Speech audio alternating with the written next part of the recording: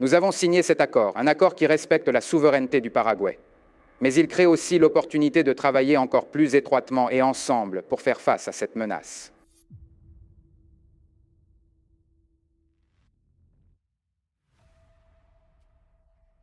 Lors d'une opération à fort impact, les forces de sécurité du Paraguay ont réussi à capturer l'un des chefs du PCC, qui opérait dans le Minas Gerais et se cachait à seulement 4 pâtés de maison de la frontière avec le Brésil. En fuite depuis 2019, le trafiquant de drogue a été arrêté lors d'une opération conjointe à laquelle ont participé la police fédérale brésilienne et la police civile du Minas Gerais, montrant la force de la coopération internationale contre le crime organisé. L'avancée des troupes paraguayennes contre les factions brésiliennes à la frontière a bénéficié du soutien direct des États-Unis via le commandement Sud dans l'offensive Bouclier des Amériques.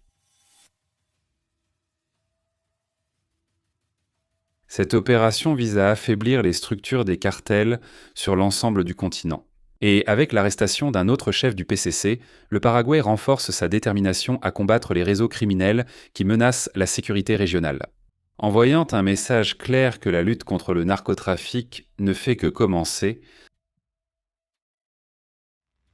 soyez les bienvenus à Vida no Cartel.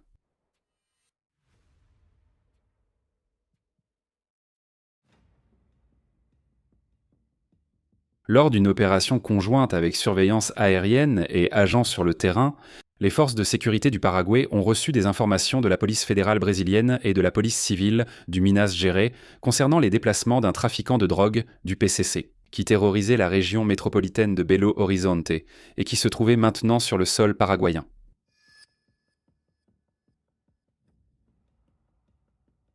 Avec la confirmation que la cible se trouvait dans une résidence à seulement 4 pâtés de maison de la frontière brésilienne, dans la ville de Pedro Juan Cabaleiro, une stratégie a été mise en place pour empêcher toute tentative de fuite ou de réaction.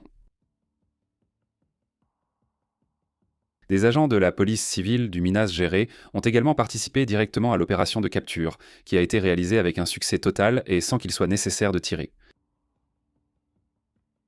La cible, âgée de 33 ans, était considérée comme l'un des hommes du PCC au Brésil et était rappeur, connu sous le nom artistique de MC Thug Hood. En plus de diriger le trafic dans la capitale du Minas Gerais, il cumule des condamnations totalisant plus de 50 ans de prison. Sur les réseaux sociaux, le criminel se présente comme MC. Il utilise le style trap pour communiquer et attirer des abonnés avec des paroles qui font l'apologie du crime. La capture de ce chef criminel représente un coup significatif porté à la structure de la faction et montre l'importance de la coopération internationale dans la lutte contre le trafic de drogue. Après avoir signé l'accord de participation au Bouclier des Amériques, le Paraguay a commencé à recevoir un soutien direct du commandement Sud des États-Unis, qui a fourni non seulement des données de renseignement, mais aussi une technologie de pointe, des armements modernes, des aéronefs et des véhicules blindés. Ce partenariat a renforcé la capacité opérationnelle des forces paraguayennes, leur permettant d'agir de manière plus coordonnée et efficace contre les factions criminelles opérant à la frontière. Le blocus dans la zone frontalière avec le Brésil est devenu encore plus solide avec l'installation d'une base du FBI qui a pris la responsabilité de former les agents de renseignement paraguayens aux techniques avancées d'analyse de données, d'infiltration et d'extraction. Ce soutien garantit que les opérations soient les plus précises et réduisent les risques d'échec, sapant progressivement les structures des cartels qui opèrent dans la région. Alors que l'actuel gouvernement brésilien reste inerte face à la lutte continentale contre les cartels menée par le gouvernement de Donald Trump, les pays alliés des États-Unis dans le Bouclier des Amériques ont montré des résultats significatifs.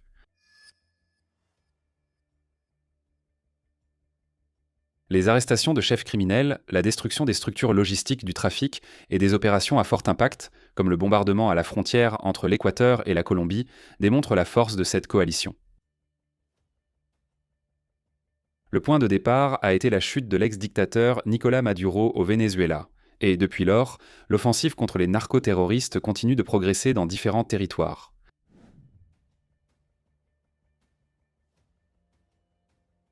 Cependant, le Brésil a choisi de former une coalition restreinte, uniquement avec la Colombie, qui jusqu'à présent n'a pas présenté de résultats concrets. Une ville en guerre. Rio de Janeiro vit une lutte incontrôlable pour le contrôle de zones considérées comme stratégiques par le crime organisé. L'État lutte pour reprendre ces territoires des mains des criminels. Cette attitude limitée contraste avec la mobilisation continentale, laissant le pays en marge des actions conjointes qui ont affaibli les cartels dans plusieurs régions des Amériques. L'absence d'une politique ferme contre le narcotrafic et la décision de ne pas classer ces factions comme narcoterroristes transforment le Brésil en un refuge attractif pour les criminels d'autres pays.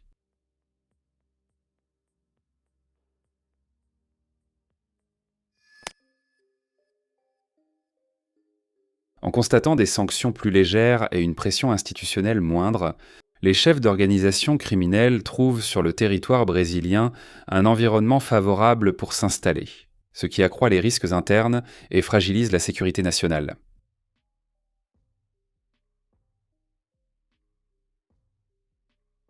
Cette action des forces paraguayennes, en collaboration avec la police fédérale et la police civile du Minas Gerais, montre que les forces brésiliennes sont prêtes à agir contre le crime organisé.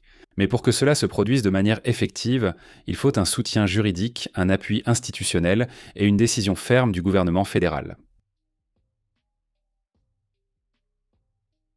Alors que le Paraguay a déjà entamé un processus de nettoyage interne avec des résultats visibles, le Brésil reste dans l'attente. Et la grande question qui demeure est de savoir quand il y aura une prise de conscience pour affronter concrètement les factions qui menacent la sécurité nationale.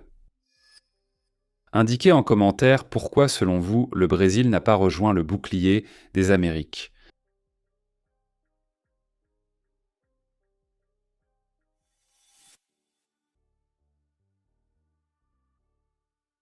Sur Vida no Cartel, vous restez informé de l'actualité militaire.